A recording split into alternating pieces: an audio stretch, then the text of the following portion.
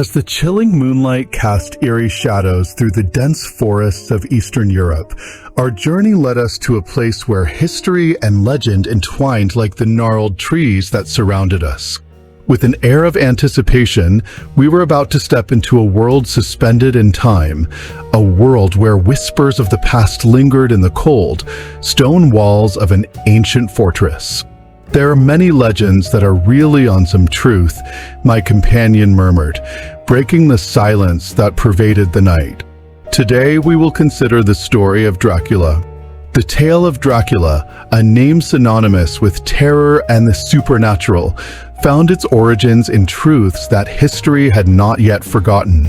The infamous vampire legend was inspired by Vlad Dracula, also known as Vlad the Impaler, a real count who ruled over the dark forests and rugged mountains of Transylvania.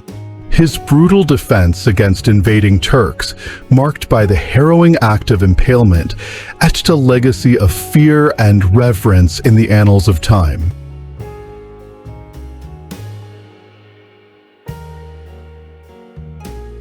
Our destination was not Vlad's notorious castle, but another formidable structure nestled in the heart of Slovakia.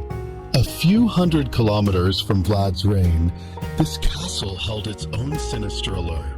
It was here, in 1922, that the silent shadows of Nosferatu, the century-old vampire precursor to Dracula, were brought eerily to life on film, forever binding this place to the undead's haunting mythos.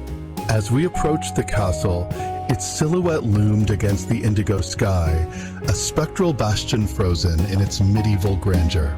The air was thick with the echoes of history and the unrelenting chill that clung to our skin. The creak of the ancient gate welcomed us into a realm where time seemed reluctant to move forward.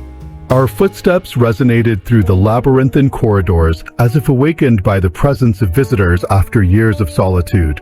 The scent of aged stone and dampness wove around us, pulling our senses into the fabric of the past.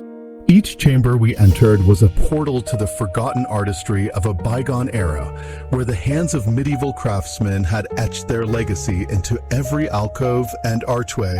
Transcending time, the corridors whispered secrets of the souls that had traversed them, an abyss of stories untold. Relics of a noble past adorn these chambers, echoing the opulence and terror of those who had once called this place home. Tapestries depicted great battles and mythical creatures, their colors faded yet their tales persistent.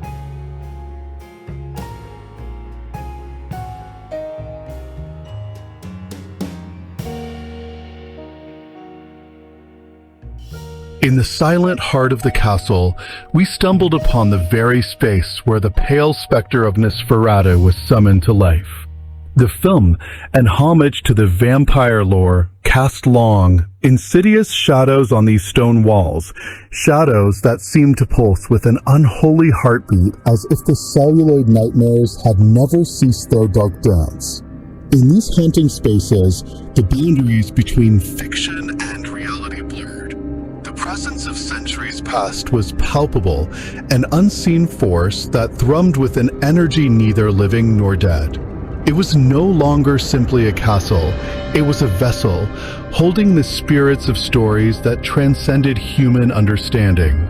Yet, it was not just the castle's stony fortitude that ensnared our imagination, it was the landscape itself, a living tapestry of mist and moonlight, where the howls of wolves echoed distantly, chilling the night air.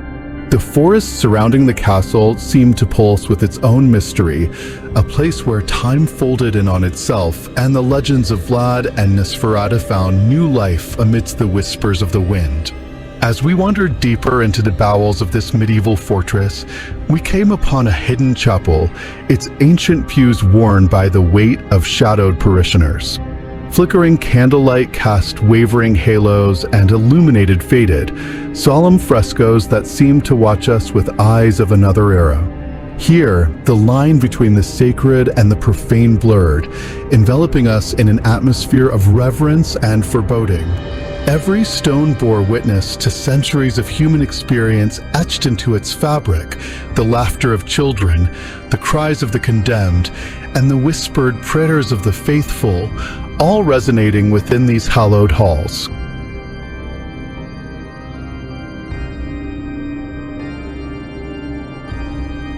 As the hour grew late, we found ourselves back at the castle's threshold, the night deepening and the castle a dark silhouette against the star-speckled sky. The legends we had explored wrapped themselves around us like the tendrils of fog that caressed the ground. The tale of Vlad the Impaler, intertwined with the spectral figure of Nosferatu, wove an entrancing tapestry of fear and fascination, a testament to the enduring power of stories that refuse to be forgotten. Thus, with the castle's secrets haunting our dreams, we bade farewell to our nocturnal voyage through history, mythology, and the chilling echo of those who had walked these halls before us. Though the stories of Dracula and Nosferatu were born of imagination and fear, it was within this stone fortress that we found a truth far more profound.